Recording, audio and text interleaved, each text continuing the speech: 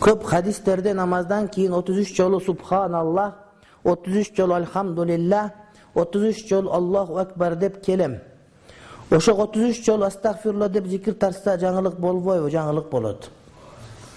Истигфарды пайгамбар алейхиссалам кээде 70, кээде 100 жол тарткан, көп жол тарткан деген. Бирок ошолорго 33 жыл дайым 33 кылып алсаң, анда күнөөкөр болосуң. А бирок айтканда кээде шашылып кетип кем айт 33 айтып алсаң максаттуу эмес, ал эчтеке болбойт. Же 35 же 40 айырмасы жок.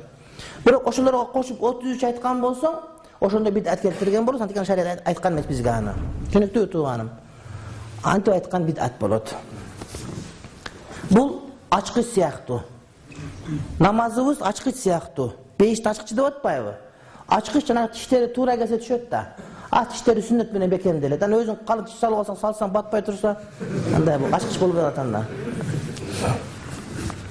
Намазды Аллаху акбар деп башталгандан кийин ошол адамга намаз бүтмөйүнчө бир нерсе жеш же ичиш арам болот деп айткан жайыңыз бар. Суроо, түкүрүк жутуп алса арам болуп калбайбы? Жок. Түкүрүк жутуп алса же такыр болбосо тили менен бияка чыгарып койгон болсо, ту деп түкүрбөстөн өтө зарылчылыктарга жок, зыян эмес ал. Өтө кыйын болгондорго.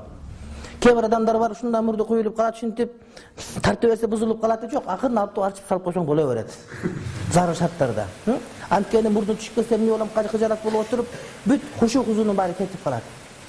Кээде бир жериң кытышып калат, ошону тырмап койсоң, ошо менен токтойт. Бирок сен тырмай отурасың, бирок оюнда кытышкан жер качан кетет экен. Андан бир тырмап кой. Жакшы бол. Анткени намаздын руху кетип калды. Ошон үчүн бир аз макру менен башка нерсени алган болот. Анан бирок ошондой шайтан васваса алып кечке тырмара берсең ал дагы болбойт. Эми Кудайдын кудурети менен Сауд Арабияда мен көп жашап калдым.